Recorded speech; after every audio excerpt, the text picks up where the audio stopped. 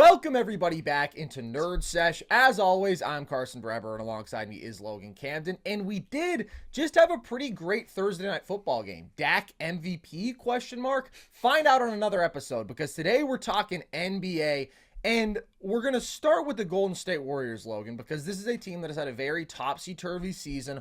Awesome 5-1 start, then the 6-game skid. Sitting at 9-10 now, having just beaten the Clippers. I want to check in and get your overall feel of where this team is at right now, your concern level, but specifically, let's talk about Steve Kerr because he has gotten a whole lot of hate this year, particularly on social media. Do you think that is deserved? I think it's somewhat deserved. I do want to give him a shout out for last game against the Clippers. I thought he managed it a lot better. He let he let Moses Moody get some burn. Yeah. I mean, I think that's where the big thing comes from, right? It's him pulling Moody from that game. Moody, maybe the best stretch as a Warrior. Maybe the best game he's played. And he pulls him out at the end for, a guy that's the been Kings struggling. Game you're talking about. Yeah, exactly. He did let him finish the Clippers game, and I think that is beneficiary. Moody's been a real bright spot for the Warriors this season, especially in terms of perimeter defense. I do think it's a little warranted, but I mean, is that mostly the chief complaint? I mean, what else have you been hearing about why people are bringing the hammer down on Steve? Like, I think that if they're getting mad at him for the overall, where the Warriors are sitting at this point in the season, I mean, I think there's just a ton of other external circumstances that come into play there. I think it is mostly rotations, which people have always had various complaints about Steve with. If it's the rigidity of Steph doing his 6 minutes off in the second and fourth quarters and then 6 minutes back on, that's always a talking point with him among Warriors fans. And that Kings game was bad because Moses gives you 9 straight points. He's defending well. He's bringing lots of energy. You pull him, maybe even more egregiously, with 6:43 left in that fourth quarter, he put Corey Joseph in the game, and Steph probably had to come out because they were sort of trying to put that finishing move on the Kings. They went into that fourth quarter, I think up double digits or close to it, and thought, all right, maybe we can play Steph in the first 6 minutes here and get out of this with a stress-free win, and then it ended up being that the Kings actually closed that gap, so they had to get him a couple minutes of rest somewhere. But Brandon Podziemski is legitimately good, and Corey Joseph doesn't do anything other than move the ball with relative intelligence. He's a complete non-scoring threat. He's a super, super limited athlete. He's small. I just don't understand why he would play in a situation like that. Pods, you see it again in that Clippers game. You get real pull-up shooting. You get catch and shooting. You get awesome decision-making with the ball. Good playmaking. You get a great positional rebounder. I mean, he had a handful of deflections in that game. He's super active. Like, I understand that he's a rookie. I don't care. He's so much better than Corey Joseph. So there are little things. Moody needs to play more overall. Yeah. Kuminga just should not be getting more minutes than him, and they should absolutely be willing to turn to Moody in any high-stakes scenario, because one thing that this team is lacking in with their core pieces is a lot of energy, a lot of athleticism. Moody brings both of those, a real intensity on the defensive end, and then he is shooting the hell out of the ball right now. He's playing smart offensively. He's just a really, really good role player at this point. But I do think that Steve tends to get too much blame, and everybody always seems just chomping at the bit to call him a fraud. Like, everybody got upset when they didn't foul up 3 in that Thunder game where Chet made that incredible shot, which is just legitimately asinine. Like, do you understand how dangerous it is to try to foul up 3 when there was 1 second on the clock? How easy it is for a guy to catch the ball and just immediately put a shot up, and all of a sudden it's a shooting foul? I mean, that's what Chet did. He turned and he fired immediately. Like, that's not how it works. You can't just foul up 3 whenever. You foul up 3 if there's 10 seconds on the clock, and you can tell when a guy's about to start to get into his rhythm leading up to a shot, and then you foul him before he gets the shot up. You can't do that when a guy's going to get the shot up immediately. So I lean on the side of Kerr gets too much blame. There's been some frustrations with the rotation, but he's legitimately a great basketball coach. Again, he saw something in terms of this offensive system, weaponizing Steph more off-ball, turning it into such a beautiful motion-based offense with so much cutting and off-ball movement that Mark Jackson didn't see. I still think he is one of the great personality managers in NBA history and such a great players coach who has such a deep understanding of his guys and how to relate to them. So I'm not on the Steve Kerr hate bandwagon, even if there's been a couple things that he could have done better this year. Yeah, and I think it's, especially with rookies too, with these coaches, man, I wonder if it really is just, that's why Steve Kerr doesn't have full faith in the guy, because this is his first season out there on the floor. Oh, I'll put the old veteran out there instead of B-Pod. I do think B-Pod is unequivocally the better player at this point. He's phenomenal. I think they need to give him more burn 100%. But I do think Steve gets – and Steve's just kind of a target, man. I think they're just kind of a – with as much success as he's had as a head coach, I think it's like people look for opportunities to take shots at Steve. Mm-hmm. I mean, I take him over 90% of NBA coaches. You know what I mean? I think it's unwarranted. Mm-hmm. There are issues, but Steve's a phenomenal, phenomenal coach, man. Like I said, I think it has definitely more to do with just new personnel and trust moreover than anything else, man. So how do you feel about the overall state of the Warriors right now? I'm nervous. I'm not going to lie. I know we talked about on the show with Jason. If you guys want to check it out, I thought it was a phenomenal episode, the most recent one that we did right here on this channel. We laid out some big issues that were plaguing the Warriors, and I'm mostly worried because of what we've seen out of Andrew Wiggins. This is a really, really bad start to the season for him, and I think that if the Warriors are going to make a deep playoff run, it really hinges on Andrew Wiggins getting back to that second best player on this team. As an offensive player, as a defensive player, we just have to see Wiggins be way more impactful. During the finals run, Wiggins did a phenomenal job of getting downhill, of attacking closeouts, of attacking mismatches. He was making everything during that run. He was playing phenomenal defense. He was the team's best perimeter defender. He was an elite rebounder. That, to me, is what we really need to see for me to have more confidence in this team moving forward. I've really liked what we've seen out of the bench, Carson. You shout out B-Pod, Moody, man.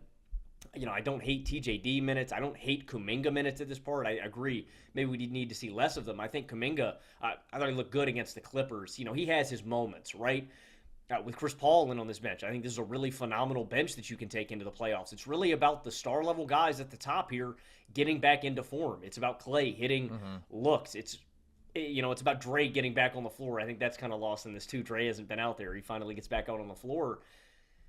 Things are going to get better, but it really is about the max level that these guys can reach. And I think the biggest question marks are Wiggins and Klay Thompson. For me, it's Wiggins more than anything, just because I think he's so much more important to this formula. You need a guy to take some of the pressure off of Steph offensively. You need a guy who's going to take the opposing team's best perimeter player and take him and let Dre play more of a rover role on the back end. I think it really hinges on Wiggins. And,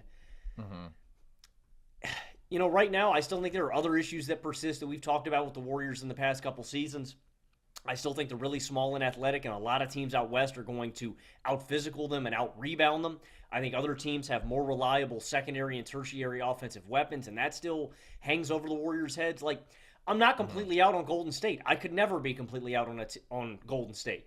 We've seen the formula. They still have Stephen Curry, who's one of the best players on planet Earth, but we haven't seen it fully realized. And right now, I don't know, Carson. I think the Warriors are probably 5 or 6 out west for me. Like I said, and you said this on the last show too, I wouldn't be surprised if the Warriors made a Western Conference Finals run, if they hit their stride and can do it, but they are still far, far away from being legitimate contenders to me. They're not even in that range yet, just because we haven't seen it. And like I said, I think the biggest, the guy that this hinges on more than anybody else is Andrew Wiggins, man, because I think he's this team's second most important player, and he hasn't played like it this season. I do think there's some important context when we're talking about the Warriors' bottom line record this year. For example, they have had an absurdly tough schedule. They haven't lost a game to even an average team this year. Every single team that has beaten them, I would say, is legitimately good. It's the Suns twice, the Cavs twice, the Nuggets, Minnesota twice, OKC twice, the Kings in a game that they really should have won. So that's not to say that you get an excuse to go out there and lose to almost every good team you play. It's just they haven't had those opportunities to beat up on those lower level teams. And so the combined record of the teams they've lost to is 72-39 this year, man. You also mentioned Draymond with the suspension and the injury at the start of the year. They're 3-5 without him. They're 6-5 with him. So when we're talking about hitting the panic button, it is important to just factor in those things. And there are aspects of this team that I really like and I think are significantly better than last year. I've raved about the depth before. I think this is a legitimately great second unit, one of the absolute best in the league. They are still 6 points per 100 possessions better when Steph is off the floor.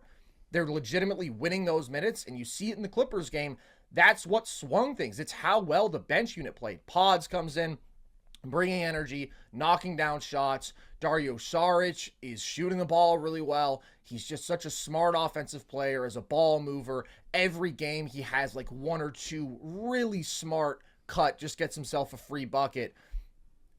And so that is a real strength that this team hasn't had in years and years that makes me optimistic. Steph was -4 in that game against LA, and they still found a way to win. But Steph is dominant right now still. I mean, he's dropping 30 a night on 68% true shooting this year. So it's not like there's any concern of a Steph Curry decline. Steph is a top 3 player on the planet. And then I think what we've seen from Wiggins and Klay up to this point has just been outlier awful. And you can have concerns about, all right, are either one of them going to reach 2022 NBA title level? And that's fair. But we've started to see them trend in the right direction. Wiggins has still been inconsistent, but he's actually had a couple of explosions in these last 5 games. He's just been so poor shooting the ball from the perimeter. But that Kings game, he was attacking mismatches more. He was knocking down shots. Klay has now had 20 plus in back-to-back games on solid efficiency. And the thing with Klay is I don't like him as an offensive number 2. I think he is completely limited as a ball handler, as an athlete, as a playmaker. I just think all those things have been true ever since he returned from injury. And it feels like every single shot that he takes is a bad one. It feels like Klay is just a straight up shot chucker a lot of the times. But then you realize that that's how it felt last year when he was putting up 25 a game in the month of December on elite efficiency. He doesn't take good shots. He's just such a great shot maker that sometimes he's going to catch fire and he is going to produce at that level. And then sometimes he's going to give you 15 a night on bad efficiency. So that's not to say that I like him as an offensive number 2. That's just to say that maybe we should pump the brakes on the whole Klay is washed thing, at least any more than he was last year. This is what I talked about with Spawn Hour. He got off to an equally awful start, actually more awful start through 15 games last year than this year. So he has real limitations. I just don't see like a major change in who he is necessarily. And Klay is still the kind of player and archetype that can single-handedly swing a playoff series where, I mean, if he has 2 or 3 games where he is just on from the field, I mean, that can swing a playoff series for you. Don't get me wrong. He can swing it negatively, too, if he's having a bad shooting stretch, but Klay's the second great shooter of all time. You know, I mean, that doesn't go away. That doesn't just magically leave his body. He's still a valuable weapon to have out there. And the other thing, people fixate so much on Klay, I guess, because of how iconic the Splash Brothers are, but he was their 4th best player when they won the title. Like, True. To me, a slight decline from Klay or Klay's inherent inconsistency at this stage, the fact that he's not a high-impact two-way guy anymore, like, that isn't a reason to flag as, oh my God, the Warriors are done, because that's been the reality for him for several years at this point.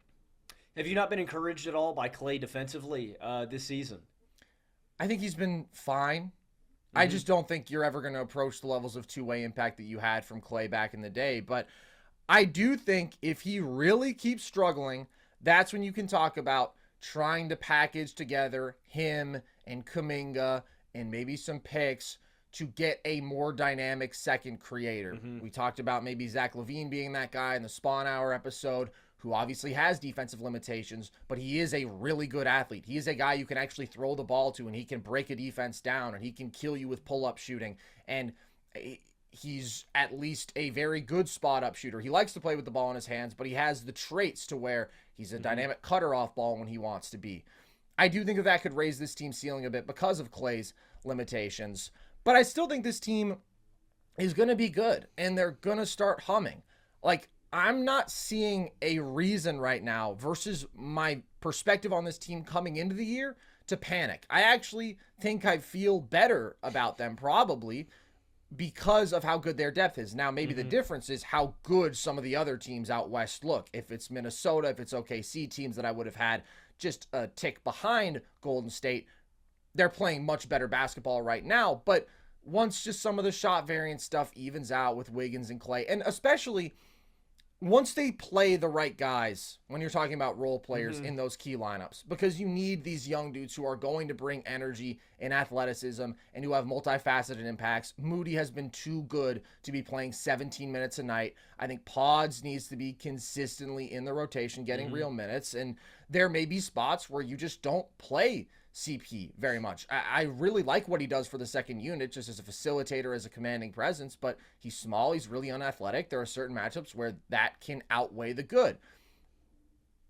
But I think overall, this should still be a better team than last year. They can't beat the Nuggets, duh. There was no reason to think that they could. The really big athletic teams in the West are going to be a problem, duh. We saw that last year. I mean, the Lakers really gave them fits. They were way bigger. They had the best defensive player on the floor who changed the dynamics of that series, and they didn't have another really high-level release valve offensively alongside Steph. Great. All of those things were the case last year, and they still played a very competitive second-round series. So I just feel pretty similarly about this team overall. So let me ask you this. I mean, you talk about Clay being the fourth best option on the title-winning team. With the improved depth, if Wiggins really hits his stride and eclipses where he was during the title run, do you think this team can make a finals run without making any dramatic changes? No. How do they beat the Denver Nuggets? I don't know. That's why I'm asking the question. I mean, it's got to be – so, I mean, you're saying that their two biggest needs – they need more athleticism and size in the front court, which, I mean, it's going to be a nightmare trying to stop Jokic in this. I mean, the Nuggets are... Here's what I'm saying, Logan. Here's what I'm saying above all else, okay? The Warriors start a regular season in the 2023-24 season, 9-10. Yeah. Given all these factors we've talked about, brutal schedule, Draymond missing games, terrible play from Clay and Wiggins that we don't expect to continue at this level, and everybody comes out and proclaims, ding dong, the witch is dead, the dynasty is over. What did you think was going to happen? Did you think they were going to run through everybody and win the title this year? Like, that's not reasonable to expect based on what we saw last year. Of course, this team is limited, and some really great things had to go in their favor in 2022. Poole playing at an absurd level. Wiggins playing at the best level of his career. Things that you wouldn't expect to happen again. So that's my whole take, is they are still a good basketball team. They can still win a playoff series, maybe multiple playoff series.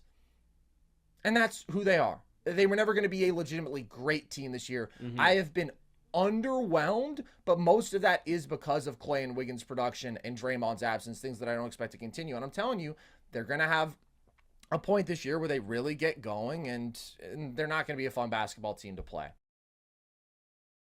In the NBA, the game can change in an instant, but no matter how the action unfolds, you know DraftKings Sportsbook has your back. This week, new customers can score $150 instantly in bonus bets just for betting $5 on basketball. Win or lose, you get an instant dub. Download the DraftKings Sportsbook app now and use code NERDS. New customers can get $150 instantly in bonus bets for betting just $5 on basketball, only on DraftKings Sportsbook with code NERDS. The crown is yours. Let's check in on Victor Wembanyama, Logan, because we haven't really talked about him extensively in a minute.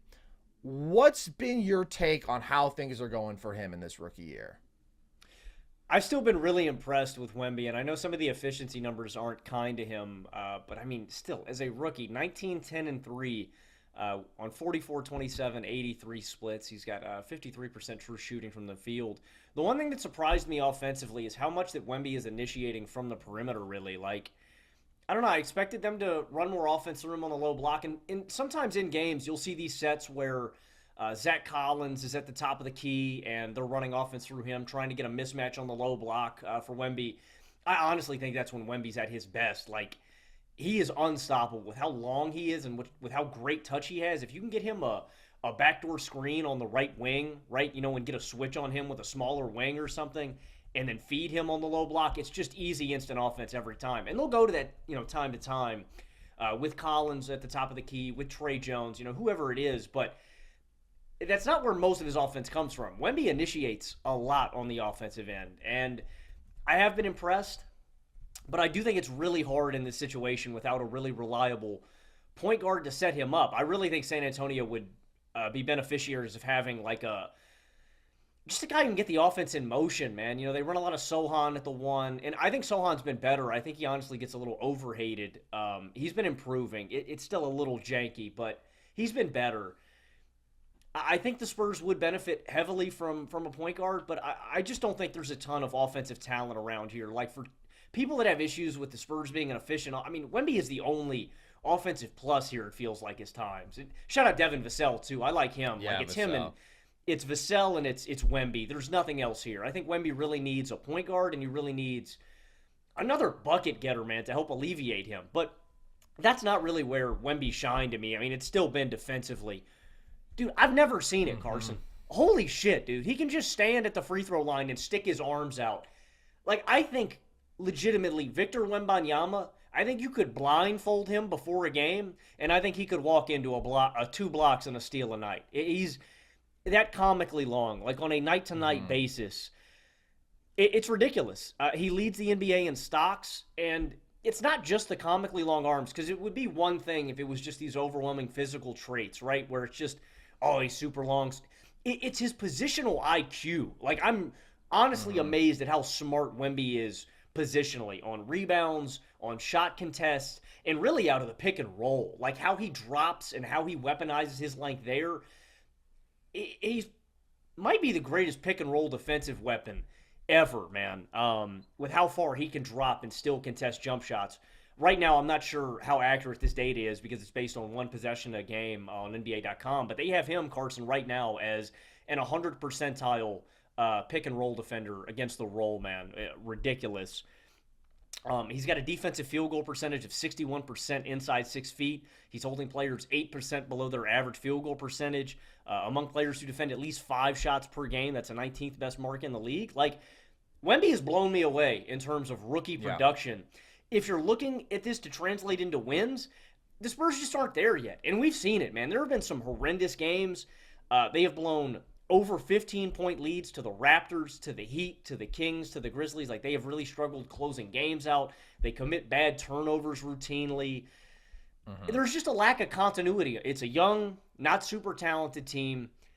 They don't have a whole lot of depth on offensive pieces to turn to. And then defensively, this is a team that I just see that is consistently out of rotation, where a rookie, no matter how impactful, where Wemby is in one of the greatest rookies of all time conversations, he's not going to be able to dramatically turn this team all around, man. You know, it's like putting Peyton on the 0-16 Browns, man, and saying, hey, man, go out here and let's turn this franchise around in one season. It's just not going to happen. I have been blown away, Carson, by Wemby.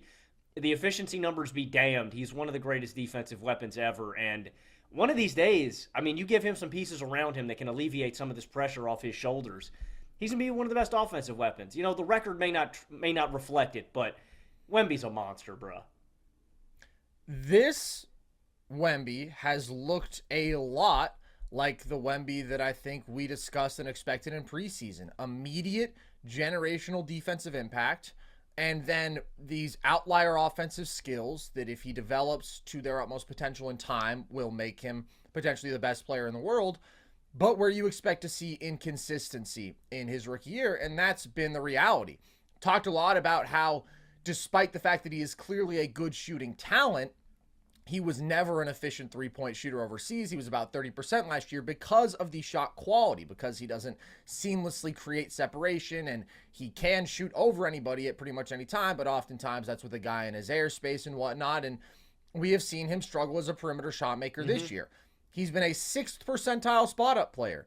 That's not good, and he does take a high percentage of contested jumpers, but he's also just claying in the open ones. So we see the upside there. As an immediate weapon, though, that jump shot from 3 is inconsistent, as it is for mid-range. And then, when he is trying to create on ball, well, he's not a strong player at this point. So he gets cut off on drives a lot, and he has to settle for those tough runners and tough mid-range looks. That is exactly what showed up on film overseas. I still do wish that they were doing more to weaponize him out of pick and roll as a big man, but I also think he bears some responsibility in that he far more often than not pops in those situations. He is so reliant on his jump shot at this point, when around the rim, I mean, he has obvious size and length advantages on everybody, and he is a fluid, pretty nimble athlete at 7'4". So if he does roll hard and you just put that ball up, he's probably going to catch it and finish. He just hasn't done that as much as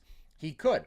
But then in post-up situations, you see that some of these wings who have low center of gravities, who are stout, shorter than him, they can strip him, they can throw him off balance. He just can't move anybody at this stage in his career, so he takes a lot of those tough turnarounds where he's always going to be able to get an okay look because he's 7'4", and you can't affect him at the release point, but you can still, again, force him to take a turnaround 15-16 footer. He still has to make that shot, and it's tough to do that super efficiently. And then we see the high turnovers from him, 3.5 a game.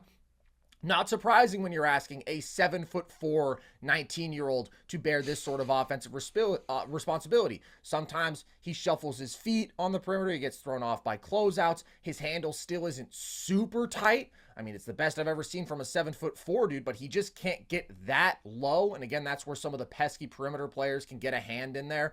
And at the same time, there is a passing element here where he can be overly ambitious, and he's not the most accurate passer. So that's where a good portion of his turnovers come from as well. So those are all of the areas I would have expected him to struggle in this rookie year. Like, that Suns game to me was an outlier. Like, that was the best case scenario. And when that happened, I thought, oh my God, if this is what Wemby is going to look like, he is going to be much better than I expected. Maybe the people who were calling him a top 15 player right now are right. Much better than I expected in the immediate, right? I don't know if you can really be too high on Wemby's ceiling. Some people have pushed the limit, but like, of course I expect him to be a perennial all-NBA kind of guy.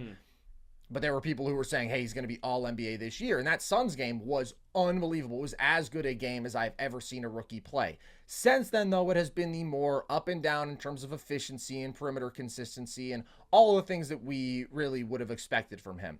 I will say, you mentioned the Sochan at point guard thing, and it feels like there's two schools of thought on that. One being, Jeremy Sochan obviously does not have the best command of the game as a point guard at this stage. He has some of those point forward skills where he's always been a good playmaker and ball handler for his size, but that's not the role that he has conventionally played as a primary ball handler, and so therefore that is not good for Wembanyama right now. Sochan misses out on playmaking opportunities. You have Trey Jones, who is a much steadier ball handler and facilitator and more of a true point guard. The on-off data is pretty clear at this point. When Wemby and Sochan play together, they have a negative 16 net rating. When Trey Jones and Wemby play together, they have a +8 net rating. That is about as big a swing as you can see. That is like, oh wow, by far the worst team in the league versus a really good team.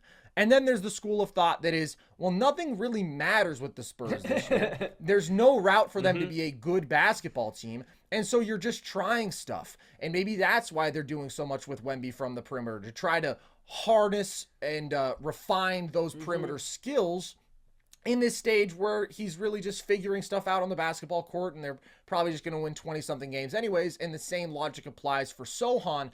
Try to see if he can fit in this role and make the most of his point guard skills. The reason that I prescribe to the first school of thought is that I don't see how Jeremy Sochan is ever a primary ball handler long-term because of a clear deficiency in his game. How many primary ball handlers, Logan, in today's NBA have zero over-the-top shot making as Sochan does? He's 2 of 14 on pull-up threes this year. It's a complete non-factor. Or intermediate shot making touch. He's 0 of 8 on floaters. Like, how do you score out of pick and roll when also it's not like he has some crazy quick first step? Nobody does that. So I just don't see how that is a long-term archetype for him. And Trey Jones isn't a good jump shooter either. I mean, from three, he's awful, but he is so much of a true point guard that I think that he's just much better in that role. But like the Sochan, even Ben Simmons in the half court as your quote-unquote point guard was never good. They would stick him in the dunker spot. They couldn't figure out what to do with him. Like, that's just not an actual archetype. This big ball handler who isn't an insane athlete, who can't shoot, who doesn't have any touch, who isn't a great passer. Like, I don't see the path there. And that's why I would go to Trey Jones, just because I do think that that's better for Wemby right now. And that's pretty concrete in the immediate. Well, and that was our complaint about Sohan coming into the league, right? Like zero scoring skill set. It was all janky. It was all physical overpowering of smaller college players. It's like that big physical wideout who's not really technical. He gets to the league and can't catch a pass anymore because he can't create separation. Kind of the same concept here. And I think you're right. For me, it's a fundamental misuse of Sohan's skill set. He's a decent passer, right? He's got decent IQ. For me, the lineup that I would go with is I would slide Collins out of the starting five. I'd slide Wemby to the five. I'd go Sohan at the four. And then I'd run the exact same sets. And there you go. If you want to run sets with Sohan, he doesn't need to be a great shot maker. He just has to roll hard to the bucket and then either, take open layups, feed the next guy on the short roll.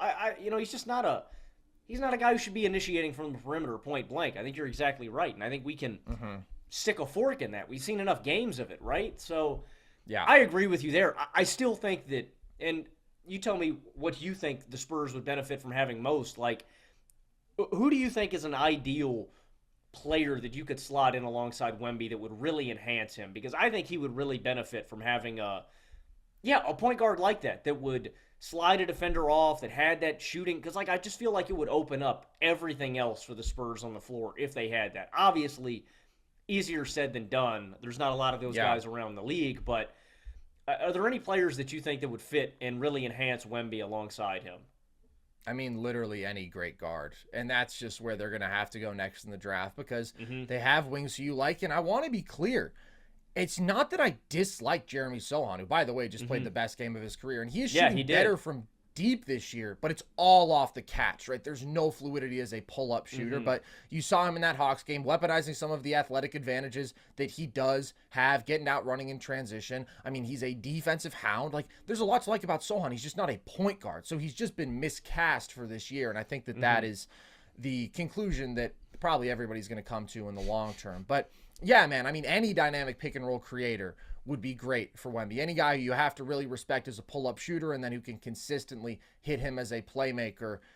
Right, Trey Jones brings the playmaking. He just doesn't bring the shooting and the stress that he can put on a defense as a scorer. So Wemby is going to get more help offensively, and when he does, he will be more efficient. He will be able to do the things that he does best more frequently, and he is going to get better in a vacuum as well as a jump shooter. I think he's going to get more consistent. He'll get more comfortable from the perimeter. But it's exactly what you said. I mean, defensively, he's making an all-defense case. That is so extraordinarily rare from a rookie. He and Chet are the best defensive rookies of this century. I've thought about it. I really think it's pretty clear. Like, to have dudes who are approaching or even meeting all defense level impact, who are having this sort of impact around the rim, who are having this sort of impact on their team's defensive success, where for Wemby, they're 8.5 points better with him on the floor defensively.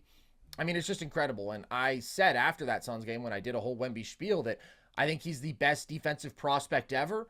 And I still feel that way. Nobody has ever had these raw size attributes when you're talking about height and length, 7'4" with an 8-foot wingspan, while also having his mobility and his ability to cover ground as a fluid mover. And he's smart. He's not as smart as Chet right now, but he's younger. He's got more room to grow there. I mean, he has as high a defensive ceiling as any player we have ever seen. And that's what makes him one of the most impactful rookies of this century. I mean, offensively, he's been good for a rookie, but yeah, he's been inefficient. He's been flawed. But you don't see dudes come in and impact the game like this defensively. Almost ever, which is why it's insane that there are two of them in the same year. And you have a Sar, bro. Like, those are legitimately three of the best rookie defenders of this century. And you think about the last couple years, guys that have come through: Carson Walker, Kessler, Evan Mobley. Like, we're on kind of a hot streak right now. Just to emphasize the point you made about Wemby's defensive playmaking, if you guys didn't watch, go back and watch. I think it was about a week ago. If you guys didn't see the Denver Nuggets Spurs game, dude, I think Wemby had like 5 steals and 4 blocks or 5. It was anytime you looked 6 up, and 4. It was something like that. It was absurd. Like, anytime you looked up, it was like Wemby was snatching something out of the air, man. It's out of a movie, dude. He looks like what's that dude, Mr. Fantastic? That's who Wemby looks like out there, man. Yeah, just an absolute freak, and still really fun to watch. He would not be my rookie of the year pick because of what Chet's doing in a winning context, which, yes, he is privileged to be playing in a situation like that where he doesn't bear the same unreasonable offensive burden. But, I mean, he's just a much better pure shooter right now. He's a better decision maker and passer. He's just a better basketball player right now. And I have said for a while, I think both of them are generational and they are going to be outstanding players in this league for a long time. But another guy who we have felt that way about in the past, maybe not quite at that same level, but Cade Cunningham, Logan, the first overall pick in the fantastic 2021 NBA draft, a class that we viewed as being really, really strong at the time and has produced a lot of dudes with very bright futures.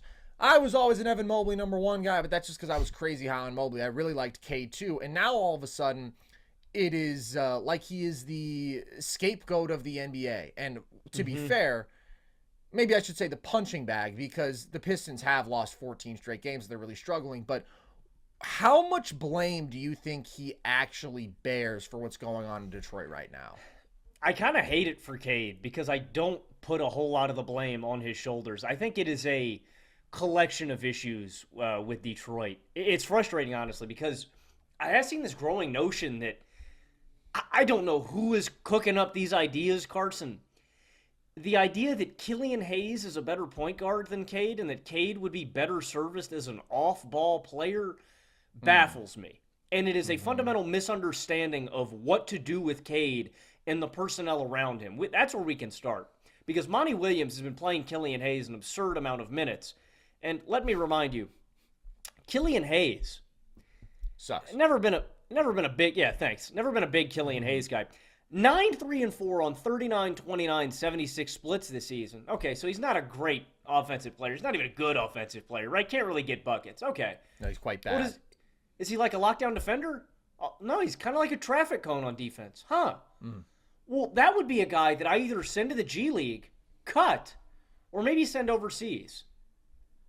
But Monty said, I'm going to start him and I'm going to play him 26 minutes a night. Okay, Monty. That's where he can. I mean, there's no spacing. There's no help. There's no bucket getters. It's a mess. It's a hot mess, man.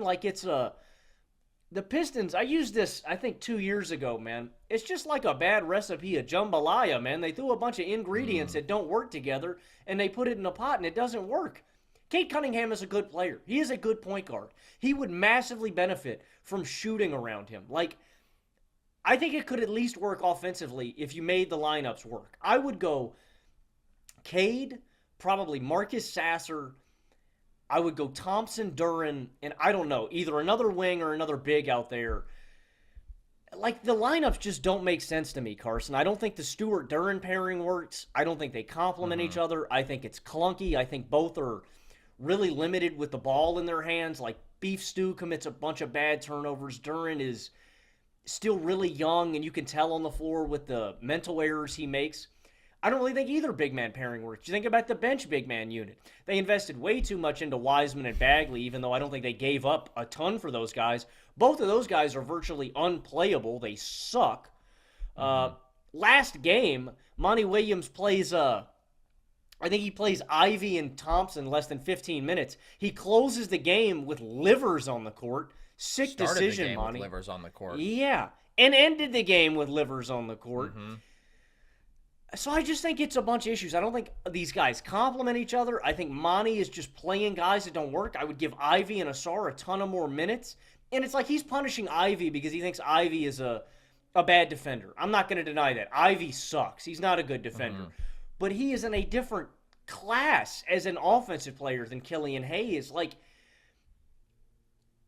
I don't think they're talented enough, man. I don't think they complement each other, and I think Monty Williams doesn't know how to coach a game. And that's the difficulty of this, Carson. You lose so much as a basketball team, two things happen. One, it becomes part of your identity, which has kind of been the identity of the Pistons since, I don't know, man, 2012, 2011, since they won their last title. Since they blew up that core, the Pistons haven't been relevant. And then two, so it's already a part of their identity, but two, these young guys, they become accustomed to it. They become disengaged. They don't want to play hard anymore. And it becomes hard for them to stay focused and on task. You're going to lose these guys' focus and their control. Carson, I think it's a colossal disaster on all parts, and I put very little of this on Cade Cunningham. I buy into Cade Cunningham as a superstar point guard one day, and I think this is much more of the situation that it is solely on Cade, man. So, just to start things off, I actually misspoke. The Pistons have lost 16 straight. Yeah, dude. And they are on this catastrophic stretch. I think they're, 4 of 39 since a certain point last season. Like, just truly horrible basketball, which is a bummer, especially because of how solid they looked in the first 3 games this year. But I believe that this is much more on the situation than it is on Cade. And that's not to say that Cade is without fault, but this is as much of a nightmare offensively as anywhere in the league. I mean, it is just flat out the worst spacing situation in basketball. Detroit's 29th in threes made. They are a 3rd percentile spot up team. Until 5 games ago, now Monty's started to tinker with the starting 5. Their starting lineup every night had 3 just flat out non-shooters, right? Killian is a non-shooter. Maybe he takes 1 or 2 a game, and guess what? He bricks them. Asar is a complete non-shooter. Same goes for him. Jalen Duren, I mean, isn't going to even attempt a 3. And so then he replaces Hayes with Ivy. And by the way, it's not just that Ivy is a much better offensive player than Killian Hayes right now. It's about what could you possibly get out of Killian Hayes long term. He's been bad at basketball for 4 straight years. So give Jaden some more run. Don't punish him for defensive mistakes when your team sucks anyways. Like, I saw a quote about how Killian compliments Cade better. That's what Monty said. No, he doesn't, dude, because he is just a nightmare for spacing offensively. No matter what the combination, the shooting and the spacing is very, very bad here. And Cade has started to trend up just as they've swapped out 3 non-shooters in that starting 5 for 2 non-shooters. Right, at first it was bringing in Ivy, then it was introducing Isaiah Livers into the starting lineup last night for Asar. Either way, it's not good, but Cade has now been averaging 26 and 7, fewer turnovers, 58% true shooting in the last handful of games. Small sample size, but some improvement. So every single possession down, you are just looking at a very tough situation for Cade to work out of. It's not uncommon for him to run a pick and roll, which, by the way, he has to do like almost every possession. There's so much offensive burden on him to begin with Duren, who can only roll, with Asar in the dunker spot, and with Killian Hayes on the weak side somewhere. So it's like, great, well, let's just send 4 defenders to the paint. What the hell are they going to do? Let's play the gaps as aggressively as possible. And let's not only send aggressive help on Cade, let's somehow leave nobody open. And if somebody is open, it's going to be a terrible non-shooter. And that's just the main headline here to me. He is an offensive hell. At the same time, though, his skill set is not very conducive to easy offense. He doesn't have an elite first step to separate from guys in one-on-one situations. He's not a great vertical athlete who can finish well in traffic, right? He's not Ant, where it's like, all right, fine, you want to send 3 dudes in the paint? I'll just find a way to work my way around you or go through you and get up 40-something inches in the air and finish. He's not that kind of athlete. So the shots available to him here are mostly just these mid-range pull-up jumpers because he can't get all the way downhill. There's just too much aggressive help. There's too much aggressive play in those gaps. And so that's not a great offensive diet. But also, right, he doesn't have these sort of overwhelming athletic skill set to where he could overcome that situation and create some better shots for himself, even in spite of the situation. And then the turnover numbers have been very high. Some of that falls on him, just flat out, where he's forcing passes into tight windows. He's not the most accurate passer, and he's just having to try to do too much. Like, again, because he can't really separate with that quick step and he is dealing in such congested situations, he's got to force a lot of these physical drives, and sometimes a double comes from somewhere and he's trying to just go through 2 guys and he can't do that and he loses the handle. But it's like, man, there's a crazy burden on you. I can't solely blame that on you. So I overall think that Cade looks quite good. I mean, he's a good intermediate and perimeter shot maker. I understand the numbers aren't great. He's just above 40% from mid-range. He's 34% from deep. But that's okay when you consider the situation. He was a great jump shooter in college. I still believe that he is good there. And then he's got good size in terms of getting off his own shot from the perimeter. He's got a nice step back there. I do think he's a good passer, especially out of pick and roll with his bigs.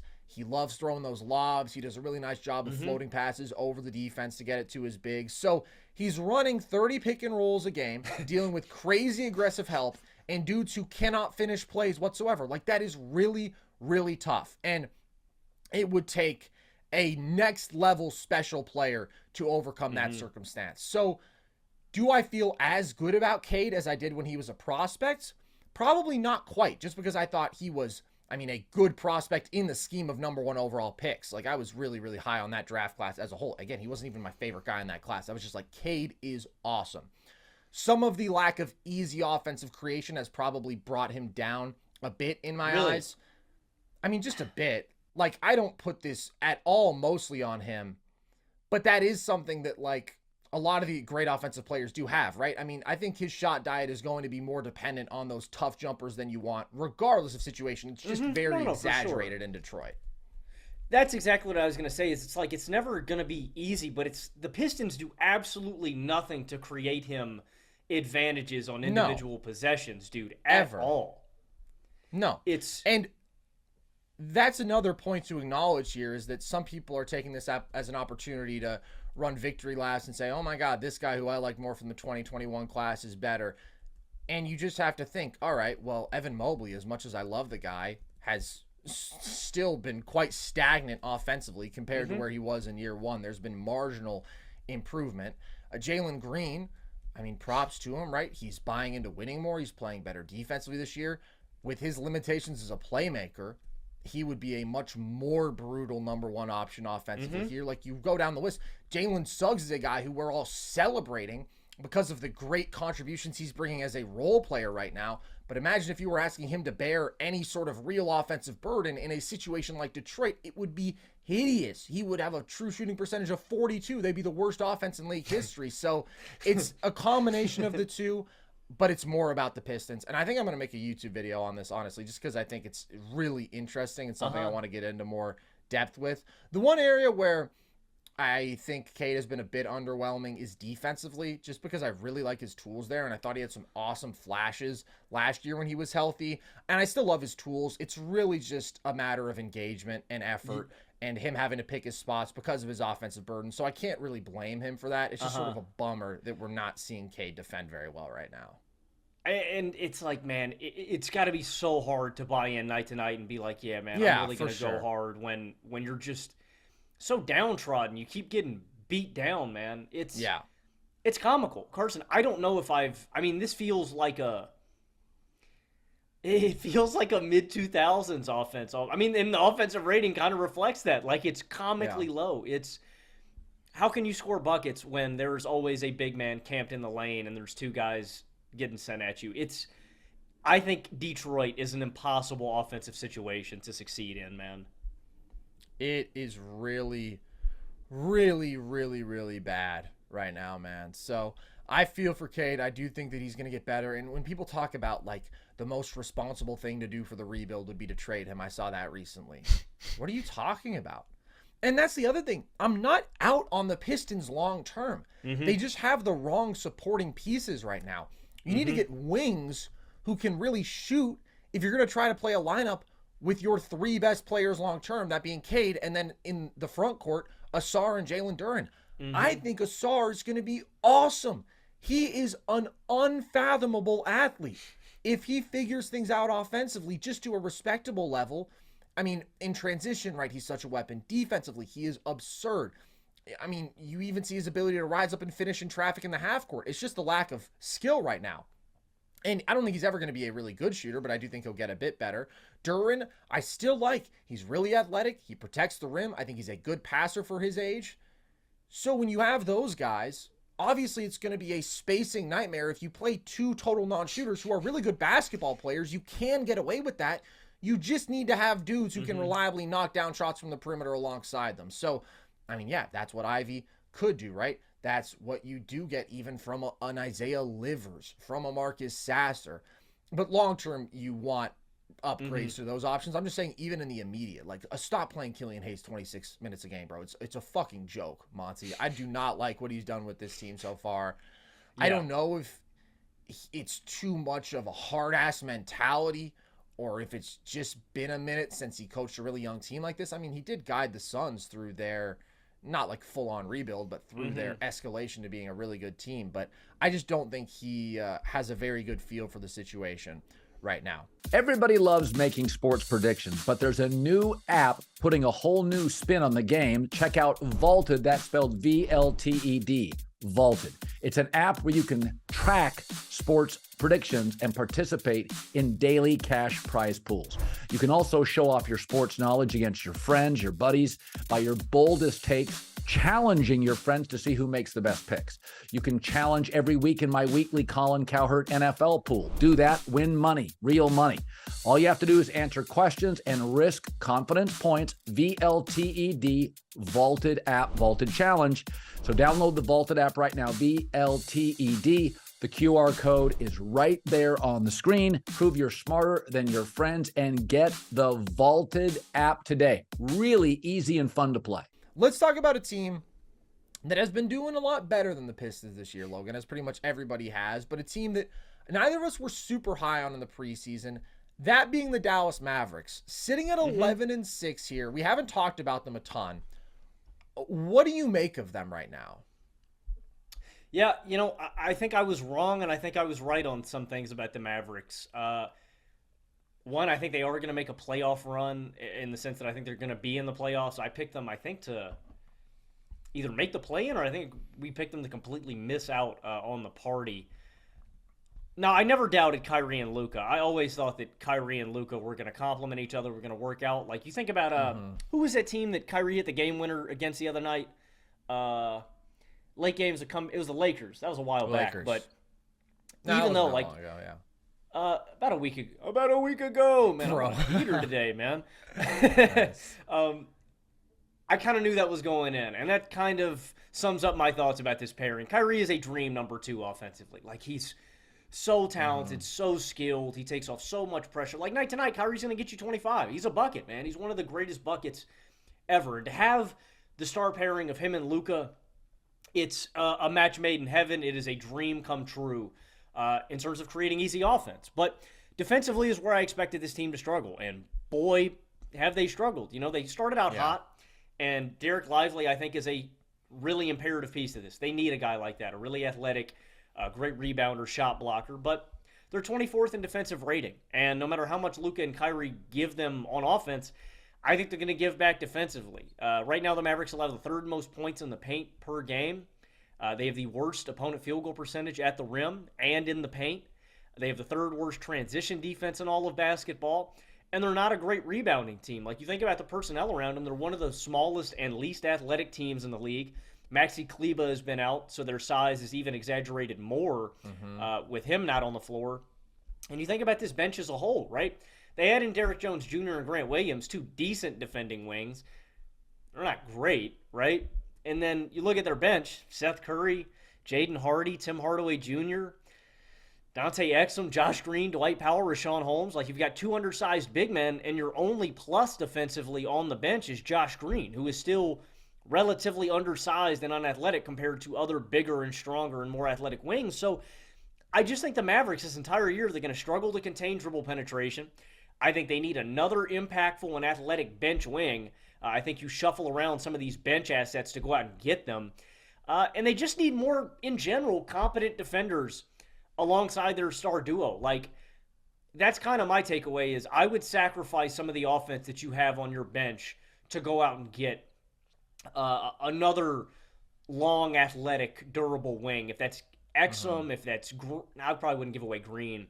If it's Exum, if it's Hardy, if it's Curry, Holmes, or Powell, I would shop some of those guys maybe with a pick to see if you can go out and get another defender. Maybe a Dorian Finney-Smith. I don't know. I feel like he could be amazing. I feel like he could fit really well in Dallas. I can almost imagine it, man.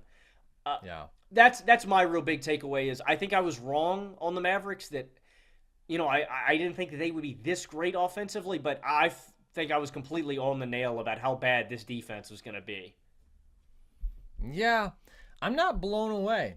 I'm not super moved from where we were preseason. Like, I think that they are slightly better, and I think there's a couple areas where, First of all, Derrick Jones Jr. has been better than I expected. He's actually been able to knock down shots. That's something that he's really never done before. And I do think that Grant is a solid pickup here who does bring some defensive value and is shooting the hell out of the ball. Lively is a good fit here.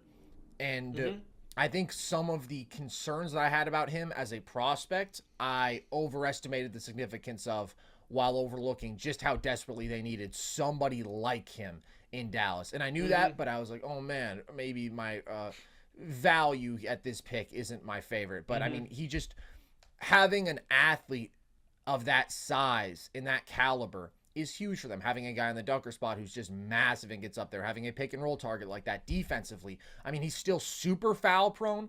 He's actually allowed people to shoot better than their average field goal percentage at the rim. Like, I wouldn't say he's a good all-around defender yet. He makes some positional mistakes, but he's just huge and he's athletic. And it's a hell of a lot better than Dwight Powell or, trotting out a small ball lineup with Maxi Kleber as your biggest dude on the floor. So he fills a really valuable role for them. So some of those improvements on the margins, I think I've liked a little bit more than I expected to, but overall, I mean, they've beaten a lot of shitty teams this year. Like they got off to that 5-1 start, beating the Spurs, the Nets, who are fine, but then the Grizzlies, the Bulls, and the Hornets, like those might be 4 of the 5 worst teams in the NBA. And then they're 6-5 since then. The combined record of the teams they've beaten is 80-119, quite bad. And yeah, they're a top 5 offense, and they're the number 23 defense. That puts them right smack in the middle of the league, basically 14th in net rating. So when you have 2 elite shot creators, good wing shooters, and an athletic big, you're going to be a very good offense. And when you have quite a bad defensive backcourt with solid wings, but not guys who can make up totally for the limitations on the perimeter, and guys who aren't equipped necessarily with the quickness to take on those real tough point of attack matchups, but also aren't these big athletic wings who bring secondary rim protection and rebounding value. And then you have a raw, even though he's physically gifted, big anchoring it all, you're going to be a bad defense. And they are small outside of Lively. As you mentioned, they're not just a bad rebounding team. They're 29th in rebound rate. And you mentioned how inept they have been protecting the rim outside of Lively. So I think maybe they're a slightly better version of who we thought they were. But ultimately, to quote Dennis Green for the 3rd time in the last 2 shows, well, I'm going to slightly modify it. They pretty much are who we thought they were. They have the potential to beat anybody because of the offensive runs that they can go on. They do not, to me, have the potential to make a Western Conference Finals run like they did a couple years ago because of how superior that team was defensively. I mean, losing Reggie Bullock, losing Dorian Finney-Smith, right? I mean, those were the 2 best defenders on the team. And so the dynamics there. I mean, bro, at least he could defend guards. At least he could stick with guys. There's nobody like that on this team. Like, I like Josh Green, but he just doesn't change the dynamics. I just was not expecting the Reggie Bullock shout. I mean, you're right, dude. He was hooping in that run. Do you think I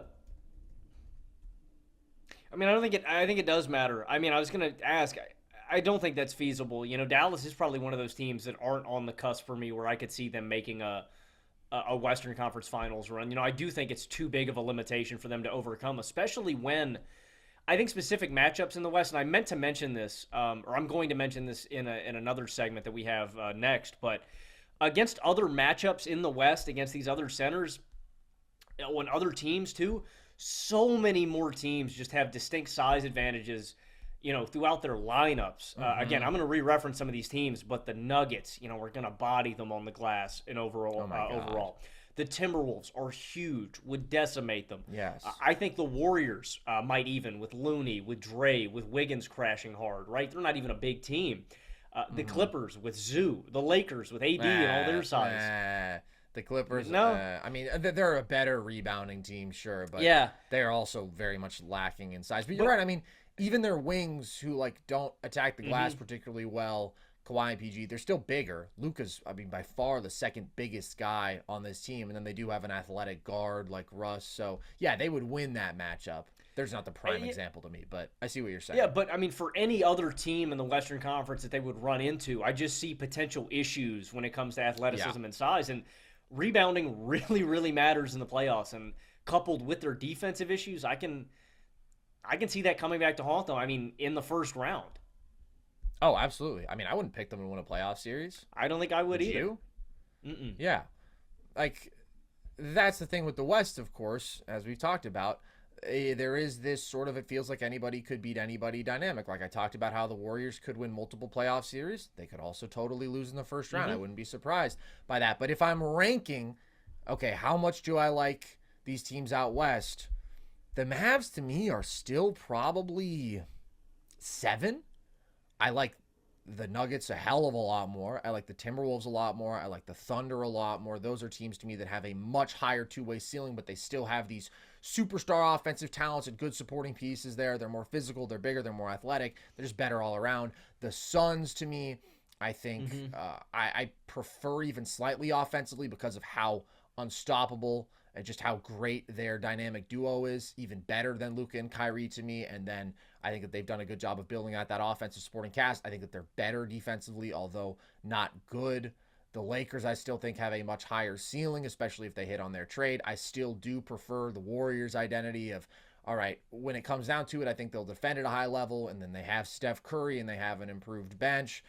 I think I like the Kings more. I mean, that's another great offense that has been defending better than the Mavs right now. So when it comes down to it, yeah, I mean, they're slightly better maybe than I thought, but not really. Now, the one team that I do think they might be better than is the Clippers. I don't know, man. We'll see if the Clippers figure it out. But sheesh. They're not very good. I know they won a couple games finally, but not very good. Okay. Let's talk about your Sacramento Kings, Logan, because this is a team that coming into the year, both of us just sort of moved down a bit from where they were last year because we thought, all right, they were crazy healthy.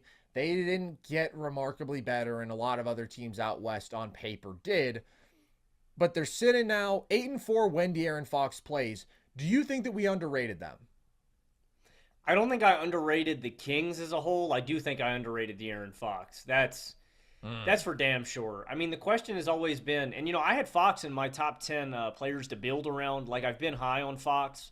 I think I even had him higher than Halliburton. I don't think I'd do that now, but I think Fox would still be in my top 10. I think he's that caliber. But, the jump shot's always been inconsistent. And that's been the knock on Fox, on whether he could keep up this torrential pull-up jump shooting run, from last year's playoffs, from last year's season into this year. And, I mean, he really has. He's putting up 31, 5, and 6 on 49, 36, 73 splits. He's in the 98th percentile as a pick-and-roll ball handler. He's 90th percentile isolation. He's shooting 44% on pull-up jumpers, 40% on pull-up threes. Like, when the Kings need a buck, I mean, Fox is as steady as they come, man. He's elite at closing out games. He's elite at just going out there and getting buckets. He's a game-breaking weapon. I mean, his speed, you just have to respect what he does. If he throws a hesitation at you, you got to drop too because he's so damn fast. Can't let him get to the rack. Well, considering that defenders are always be playing on that back foot, helping towards the rim, if Fox can pump the brakes, I mean, it's an unstoppable weapon. The way he can slam on the brakes and pull up. So I think I was wrong about Fox. I didn't anticipate him staying at this damn near MVP level, really, that he's at. This one of the best players on planet Earth level. I didn't anticipate this. What I didn't anticipate is kind of what we've seen from all the other guys. And the biggest issue that I still have with the Sacramento Kings moving forward is with Domantas Sabonis. You see it against the Clippers, man, against Big Zoo. Now, granted, I think the Clippers game might be the worst game I've ever seen Domas play in a Kings uniform. I don't know what happened, man. If he was playing a flu game, if what was going on, that was abysmal. But I still have big concerns about Sabonis come playoff time. We saw it in the playoffs last year against the Warriors with Looney in a game you went to. What did we lay out after that game? Well, the Warriors ran complete drop on Sabonis. He was missing and clanging elbow and mid-range jumpers about 18 feet and out to the three-point line. They just left him on an island. They said, we're going to help out in the paint because we need to slow down Fox. And Sabonis couldn't make them pay. He sat there clanging jumper after jumper. He took the rock and he drove into the hole, and he doesn't have an offensive bag. He's not like – that's what's so confusing, right? We think about these great post hubs, Jokic, Sengun, these guys in the league now. Sengun and Jokic have bags, and they've got nice touch, and they're super creative. And so we can maybe tend to lump Sabonis into these elite foreign shot creators too on the low block. Sabonis isn't even that. Like, I think Big Zoo is better on the low block than Sabonis, and maybe that's more just because Big Zoo has got all this crazy size. When Sabonis can't physically overpower these large big men, he can't score. If he doesn't have a physical advantage over these guys, he just can't get it done, and that is what's so frustrating. As a number two, we need Sabonis to have a post hook, a post turnaround, a touch shot. he doesn't have that, and I thought that was evident against the Clippers. Now, it hasn't been a horrible season. He's at 19, 12, and 7 on 59, 43, 65 splits on the overall. Like, he's been efficient, he's been effective, and he's been a benefit to this offense. But come playoff time, I just don't know if we can expect anything different from him. Again, look at how he struggled against Looney, and I lay out the potential matchups that I think the Mavericks would get bodied in. Those exact same matchups, I expect Domantas Sabonis to get bodied in one-on-one and be less impactful than he is in the regular season. Against Jokic, I'm going to take Jokic to body him. Gobert, I'm going to take Gobert to X him out. Looney, we saw that in the playoffs. Big Zoo last night, what we saw. AD is going to body him. Valanciunas, any of these other big centers can kind of X out Sabonis on the offensive end. And when you are a team's second best offensive player, that cannot happen in a playoff series, or you completely crush your team's chances to win. Can Malik Monk up his level and help the team be relevant? Yeah, sure. But if Sabonis doesn't pull his weight, it really doesn't matter, and the Kings are going to get bounced in the first round. So on top of that, that's my biggest concern with the Kings, is what Sabonis does come playoff time. That is my biggest red flag, my biggest swing factor. The other thing is the defense. They're 19th in defensive rating. They're just slightly worse than average. They need Keegan back, I think, desperately. He has struggled offensively, but he is a really good defender. I think you see that again in the Clippers game last night. We just struggled with Kawhi and PG. You're going to when you're missing a really good wing. And then maybe we play Vezenkov a little more. I've really liked his defensive effort, his shooting stroke this season.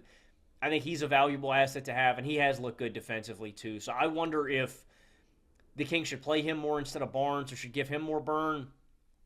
But those are still my biggest concerns with the Kings, and that's what we had last season is, can this team be good defensively, not below average? Can they be above average and good? And then is Sabonis going to pull his weight? Those questions to me have yet to be answered, and those are still reservations I'm going to have about the Kings before I can declare they're ready to go on a playoff run. Sabonis's two favorite post moves are, one, lower my shoulder into you, two, hit you with a forearm, extend my forearm. Like, it's literally just basically offensive fouls, and it's just a question of whether or not he gets called for it. Like, yeah, he's totally lacking in skill down there, and I agree. You should be concerned about him as an offensive number two. But I don't think that we really underrated the Kings. I mean, I wouldn't say that the needle has really been moved, that they were always going to be a good team. I still don't see the ceiling for them being a great team. But Fox does just keep getting better. I mean, 31 a night on 60% true shooting is obscene. And you mentioned, I mean, it's one thing when you can always create those shots from mid-range because of how lethal a threat he is as a driver, being maybe the quickest player in the league. But he has gotten so great at making those shots. 54% in the paint outside the restricted area, 48% from mid-range. Now we're seeing a leap from him as a pull-up shooter from deep, 36% from three on 8.5 attempts a game. We've never seen that, DeAaron Fox. And in last year's playoffs, he took a high volume of threes, but he wasn't very efficient there. In the regular season last year, he was 32% from deep on 5 attempts a game. So that changes the complexion of things for him if he is reliably knocking down those pull-up threes. He's just phenomenal. And then, listen, Malik Monk is him, man. I picked him to win Sixth Man of the Year. He's always been one of my favorite players. But to have a shot creator and shot maker of that caliber off the bench, to have a dude who's playmaking at the level he is, that sort of synergy out of pick and roll with bigs, really nice variety as a passer. I mean, this is going to be a great offense, of course. And I do like their depth a bit more with Vezenkov and Duarte. But I actually think this is a better defensive team than last year. And they are still 19th in defensive rating, as you mentioned. But to me, this is more like what we saw in the playoffs, where all of a sudden it was like, oh, wow. And when this team's actually playing with a lot of effort, they have some athletes on the perimeter. I mean, Davion is a scary specialist in those matchups. Like, it's not that they shut the Warriors down whatsoever, but they brought intensity and energy, and they at least made them work. And I actually like their point of attack defense right now. It feels like Malik and Fox are figuring out and have figured out mostly how to weaponize their athleticism defensively. I mean, they're just super quick on the perimeter, and Fox is long, and he's got good hands. Davion is a menace when he's out there. I'm not with you on taking away HB minutes for Vezenkov. Like, I like Vezenkov as a solid bench piece, but I actually think in one-on-one situations, Harrison Barnes has defended pretty well in those isolations and those post-ups. He's moving his feet well. I mean, he's big enough to where dudes, these big wings, maybe think that they can attack him and they really can't move him all that much. And then Keegan has defended well. He's got really active hands. So it's a decent unit. I mean, last year, this Kings team in the regular season, I thought, this is one of the most unserious defenses from a team that is going to make the playoffs that I've ever seen. They were 25th in defensive rating. I mean, teams just scored at will. It was like the Pacers this year, frankly, the level of defense that they were at. And now I think that they have improved from that. Now, the problem, they are still tissue paper on the interior, and Sabonis can't protect the rim at nearly a high enough level to anchor a actually good defense, and they don't have good big wings alongside him, and they're not a great rebounding team. So it's not like they're suddenly a good defensive team, but I think that they're a little bit better there than last year. So I think the Kings are slightly better all around. The biggest thing here is probably just giving Fox his props because of how great he is and the ascent of all these guards, man. There's so many dudes you want to call top 15 players. The one dude who was on watch here, Logan, who, if he's not careful, is going to get surpassed, is Damian Lillard. Because with the ascent of Halliburton and Ant Edwards and De'Aaron Fox, all of these great young guards, SGA to me was already past him before this year. I'm just saying, in the player rankings, you know, Dame's got to pick things up. He's got to be more consistent if he wants to maintain that top 15 spot. But the Kings are the Kings. Cannot believe you complimented Harrison Barnes on this podcast.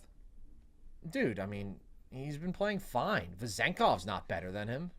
Been winning games for the Warriors since when did he leave? Since 2017? Yeah, just about. Yeah, was great at winning games for the Cavs in 2016. All right, there you have it, folks. That's all we got for you today. Hope you enjoyed. If you did, the good news is there's always more Nerd Sesh content. You can listen to the show across audio platforms, and you can find the show with video on the Nerd Sesh YouTube page, along with some video essay content that we do, some breakout clips from specific shows. You can follow us across social. TikTok and Instagram is at NerdSesh, Twitter at nerd_sesh to stay tuned in everything that we're doing. Keep up with all of our content from the show, some social clips, but then also the trivia content that we do and whatnot. You can check out some Nerd Sesh merch if you want to win the ex-wife back for Christmas. I know one thing she'd love is a Nerd Sesh hat, Logan. I've got one on right now. We got the flags behind us. We've got shirts. We've got hoodies. All that at thevolume.com. And you can join our Discord if you want to talk basketball, football, be part of our community. The link to that is at our link tree across our social media bios. So with that, as always, appreciate you guys. I have been Carson Breber. I have been Logan Camden. And this was Nerd Sesh.